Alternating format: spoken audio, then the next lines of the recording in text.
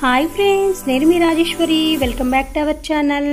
ఎప్పటిలాగే మరొక మంచి వీడియోతో మీ ముందుకు వచ్చేసానండి. ఈరోజు వీడియో పెద్దలకే కాదండి, పిల్లలకు కూడా చాలా ఇష్టమైన ఒక టెంపుల్ గురించి చెప్పబోతున్నాను. పిల్లలు ఎంజాయ్ చేస్తారు, అలాగే పెద్దవాళ్ళు కూడా చాలా ఆహ్లాదంగా ఎప్పుడు టెంపుల్కి వెళ్ళి అక్కడ దర్శనం చేసుకొని వచ్చేస్తూ ఉంటాం. పిల్లలకి అంత ఇంట్రెస్ట్ ఉండదు కదా. ఈ గుడి అయితే ఖచ్చితంగా ఇంట్రెస్ట్ చూపిస్తారు. ఇక్కడ ఒక అద్భుతమైన వాతావరణమే కాదండి, మనం ఇప్పుడు రోప్ వేలో వెళ్ళబోతాము. ఆ రోప్ వేలు కూడా చూపిస్తాను. ఈ వీడియోని ఎక్కడ మిస్ అవ్వకుండా చూడండి ఫ్రెండ్స్. చాలా చాలా బాగుంటుంది ఈ టెంపుల్. మీరు చాలామంది ఇప్పటివరకు ఈ టెంపుల్ని చూసి ఉండరు అని అనుకుంటున్నాను. ఇది తమిళనాడులో ఉందండి. తమిళనాడులో మనకి తిరుత్తని చాలామంది వెళ్ళు వస్తుంటారు కదా. తిరుత్తనికి దగ్గరలో 27 కిలోమీటర్ల దూరంలో ఉందండి ఈ షోలింగర్ అని. దీనిని ఘటికాచలం అని కూడా పిలుస్తారండి. ఒకటి ఫ్రెండ్స్, మీరు ఈ గుడికి వెళ్ళినప్పుడు మర్చిపోకుండా మీ వస్తువుల్ని జాగ్రత్తగా పెట్టుకోండి. ఎందుకంటే కోతులు చాలా ఎక్కువ ఉన్నాయి. అవన్నీ చూపిస్తాను. చూడండి కొండ ఎంత ఆహ్లాదంగా ఉందో. ఇక్కడ మెట్లు ఉంటాయండి కొండకు వెళ్ళటానికి. మీరు ఇక్కడికి వెహికల్స్లో రావచ్చు, బస్సులు కూడా ఉంటాయి. మీ ఓన్ వెహికల్లో వస్తే ఇంకా బాగుంటుంది. లేని వాళ్ళు ఇబ్బంది ఏం పడాల్సిన అవసరం లేదు. ఆటోలు అన్నీ రవాణా సౌకర్యం అయితే చాలా బాగుంటుంది. ఇక మనకి ఈ షోలింగర్ గురించి తెలుసుకోవాలంటే, షోలింగరు పురాతన కాలంలో ఘటికాచలం అని పిలుస్తారండి. అచలం అంటే కొండ. నరసింహ భగవానుడు యోగ ముద్రలో దర్శనమిస్తారండి. ప్రహ్లాదుడికి ముక్తిని ఇచ్చాడు ఇక్కడ. అందుకే ఈ ప్రాంతాన్ని ఘటికాచలం అంటారు. పేళ్వార్ తన పాసురం ద్వారా ఈ స్థలాన్ని పూజించినందున ఇది పురాతన దేవాలయాల్లో ఒకటండి. చోళ రాజవంశానికి చెందిన కరికల్ చోళన్ తన దేశాన్ని 48 విభాగాలుగా విభజించారు. వాటిలో ఒకటి కడిగై అంటే కడిగై అని పిలుస్తారండి. కడిగను నేర్చుకునే ప్రదేశం అని పిలుస్తారు. ఈ ప్రదేశంలో వేదాలు మరియు ఇతర అరుదైన కళలు బోధించబడుతున్నాయి. మరియు దీన్ని ఘటికాచలం అని పిలుస్తారండి. వైష్ణవ గురువులు దీనిని చోళ సింహపురం అని పిలిచేవారు. ఇక్కడ చూడండి ఫ్రెండ్స్, మనం ఇప్పుడు మీరు క్యూ లైన్ చూసుంటారు కదా. ఎక్కువ మంది ఈ మధ్య ఫ్రెండ్స్ 6 months అయింది. ఇక్కడ ముందైతే స్టెప్స్ 1306 మెట్లు ఉన్నాయి. స్టెప్స్ ద్వారా వెళ్ళేవాళ్ళు. ఇప్పుడైతే మనకి ఇక్కడ రోప్ వే పెట్టారు. ఈజీగా అందరూ చక్కగా పైకి కొండ మీదకి వెళ్ళొచ్చు. మీరు ఇందాక చూసారు కదా, అక్కడ క్యూ లైన్లో నుండి వచ్చి టికెట్ తీసుకొని, టికెట్ కూడా చాలా తక్కువ ఖరీదేనండి.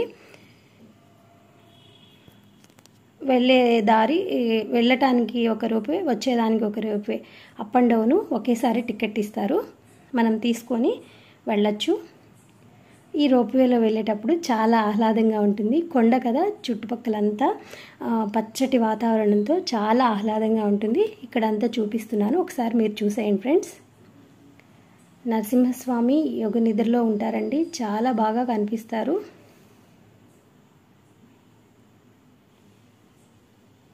ఈ దేవాలయం విజయనగర సామ్రాజ్య కాలంలో నిర్మించబడిందండి. ఆలయ నిర్మాణానికి శ్రీ ఆచార్య స్వామి మరియు స్వామి దొడ్డాచార్ సహకారం అందించారు. కొండపైన ఉన్న ఈ ఆలయం 1306 మెట్లు ఎక్కాలి. ఇది ఏటవాళ్ళ నడక. మెట్లు బాగా తయారు చేయబడ్డాయి. బాగానే ఈజీగా వెళ్ళేవాళ్ళు, నడిచి వెళ్ళేవాళ్ళు వెళ్ళొచ్చు. కాకపోతే మీరు ఫస్ట్ టైం వెళ్తున్నప్పుడు ఇట్లా హ్యాపీగా పిల్లలతో ఫ్యామిలీతో వెళ్ళినప్పుడు మనకి ఎక్కడైనా సరే స్టెప్స్ ఎక్కుతూ ఉంటాం కాబట్టి ఒకసారి రోప్వేలో వెళ్ళి చూడండి, చాలా బాగుంటుంది. ఇప్పుడు మనం పైకి వెళ్తూ ఉన్నాము, చూడండి. ఇప్పుడు ఆలయ చరిత్ర గురించి తెలుసుకుందామండి. నరసింహ భగవానుడు సప్త ఋషుల ముందు ప్రత్యక్షమై ముక్తిని అనుగ్రహించాడు. భగవంతుడు 24 నిమిషాల పాటు దర్శనమిచ్చాడని, అందుకే ఈ కొండపై 24 నిమిషాల పాటు పూజలు చేస్తే పాపాలు తొలగిపోతాయని చెప్తారండి. అందుకే ఈ కొండకు కడిగచలం అని పేరు వచ్చింది. ఇక్కడ కడిగై అంటే 24 నిమిషాలు మరియు చలం అంటే కొండ అని అర్థం. ప్రహ్లాదుడి ముందు నరసింహ భగవానుడు యోగ భంగిమలో కనిపించి ముక్తిని సమర్పించాడని కూడా నమ్ముతారండి. ఇలా పైకి వచ్చేసాం ఫ్రెండ్స్. వచ్చిన తర్వాత ఇక మనం క్యూ లైన్లో వెళ్దాము.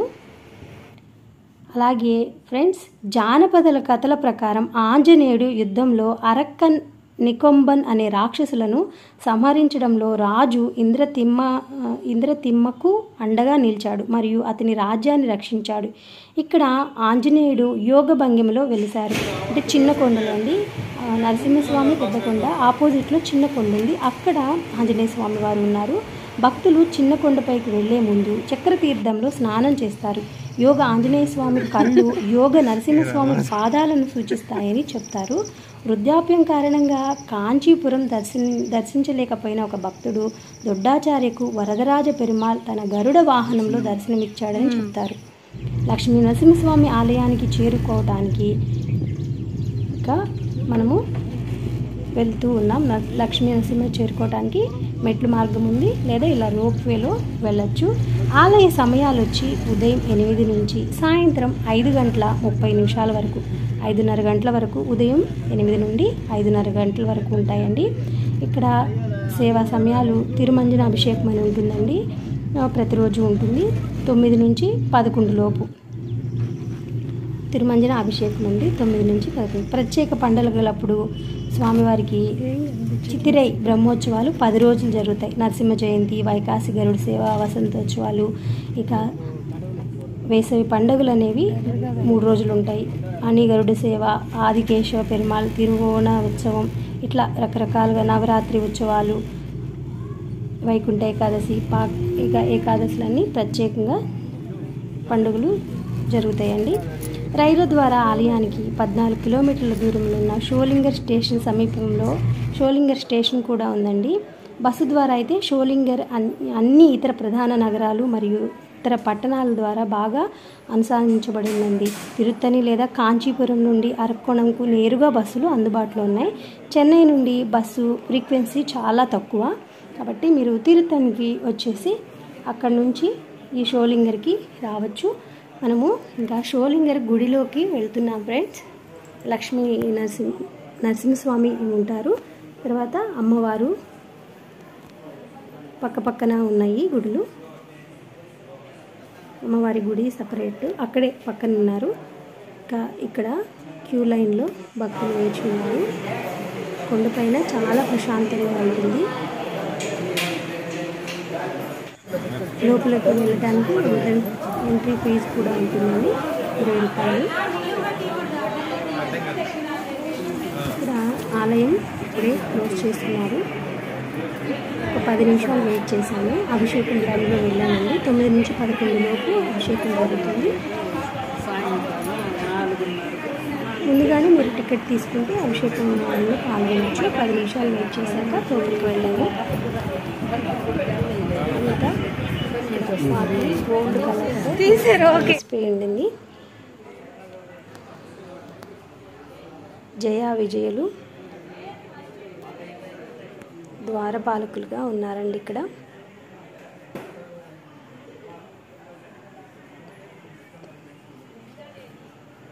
పిల్లలతో వస్తే చాలా ఆనందంగా వాళ్ళు కూడా ఎంజాయ్ చేస్తారండి. టెంపుల్ కంటే చాలామంది పిల్లలు మేము రామ్ అంటారు. ఈ గుడికి మాత్రం వస్తే అటు దర్శన భాగ్యం, స్వామివారి దర్శన భాగ్యం ఉంటుంది, పిల్లలు ఎంజాయ్ చేసినట్టు ఉంటుంది. తప్పకుండా ఒకసారి ఈ షోలింగర్కి రండి. మీలో ఎంతమంది ఈ గుడిని చూసారో నాకు కామెంట్ చేయండి. చూడని వాళ్ళు వెళ్ళి వచ్చిన తర్వాత ఒకసారి నాకు కామెంట్ చేయండి ఫ్రెండ్స్. మీకు ఏదైనా డౌట్స్ ఉన్నా కామెంట్ సెక్షన్లో మీరు కామెంట్ చేస్తే నేను మీకు రిప్లై ఇస్తాను. మన వీడియో చూస్తున్నట్లయితే, ఫస్ట్ టైం చూస్తున్నట్లయితే సబ్స్క్రైబ్ చేసుకోవడం మర్చిపోండి ఫ్రెండ్స్. ఇలాంటి మంచి మంచి వీడియోస్ మన ఛానల్లో ఉంటాయండి. ఏ పండుగ ఎప్పుడు వస్తాయి, వాటి డేట్లు, తిథి, ఇలాంటివన్నీ నేను అప్లోడ్ చేస్తూ ఉంటాను.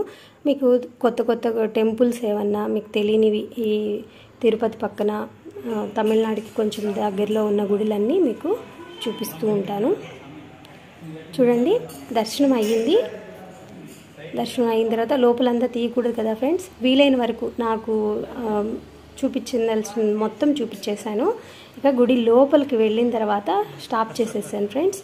గుడి లోపల అలా కదా, ఇదిగోండి ఇలా ఉంది గుడి లోపల. ఇక గుడిలో లోపల స్వామివారి అమ్మవారి దర్శనం అయిన తర్వాత ప్రసాదాల దగ్గర వచ్చాము. ఇక్కడ ప్రసాదాలు కూడా అన్ని రకాలు ఉంటాయండి. లడ్డు, బూందీ, అలాగే చక్కెర పొంగలి, చక్రాలు, మురుకులు అంటారు కదా, మురుకులు అన్నీ ఉంటాయి. పులిహోర, దొజనం, ఇలా మీరు ఏమైనా తీసుకొని ఇక్కడ కూర్చొని తినచ్చు.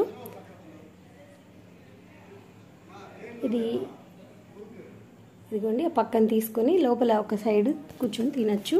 అయితే మీరు చాలా చాలా జాగ్రత్త పడాల్సింది ఏమంటే, గుడి దగ్గరికి వచ్చేటప్పుడు వెళ్ళేటప్పుడు మీ చేతిలో ఏమీ ఉండొద్దండి.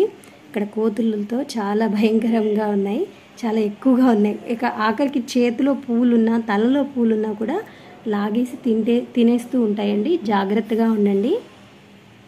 బ్యాగ్లు పర్సులు వీలైన వరకు జాగ్రత్తగా పెట్టుకొని వచ్చేసేయండి పైకి. ఇదిగోండి రోప్ వే పైకి వస్తుంది. ఇంకా దర్శనం అయిన తర్వాత మేము అక్కడ కాసేపు కూర్చొని ప్రసాదాలు అవి తిని ఇక రోప్ వేలో బయటికి వెళ్ళటానికి రెడీగా ఉన్నాము, కిందికి వెళ్ళటానికి. మనకి నరసింహస్వామి యోగ నరసింహస్వామి గుడిలో నుంచి ఒక కిటికీ ఉందండి. ఆ కిటికీలో నుంచి చూస్తే ఆంజనేయ స్వామి వారి చిన్న కొండ పైన ఉన్న ఆంజనేయ స్వామి వారి గుడి కనిపిస్తూ ఉంటుంది. ఆంజనేయ స్వామి వారు యోగ నరసింహస్వామి వారి పాదాలు చూస్తూ ఉంటారని ఆ కిటికీలో నుంచి పురాణాల్లో రాసి ఉందండి. చూడండి ఫ్రెండ్స్, ఎంత బాగుందో నగరం.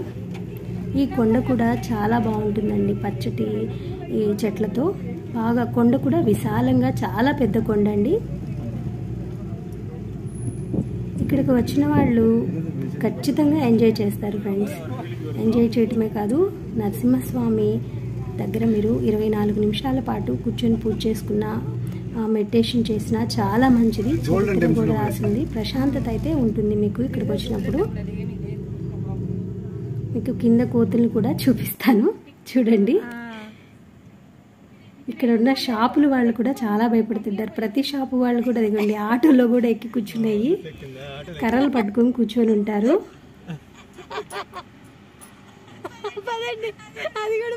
నీళ్ళుగా ఉన్నాయండి కోతులు.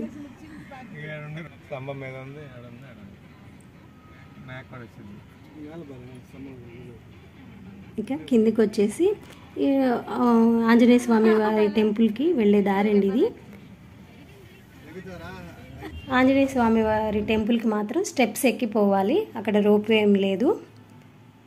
ఇదండి ఈరోజు వీడియో. ఈ వీడియో నచ్చితే మర్చిపోకుండా లైక్ చేయండి, షేర్ చేయండి, సబ్స్క్రైబ్ చేసుకోవడం అస్సలు మర్చిపోవద్దు. బాయ్ ఫ్రెండ్స్, మరొక వీడియోలో కలుద్దాం. నమస్తే, హ్యావ్ ఏ గుడ్ డే.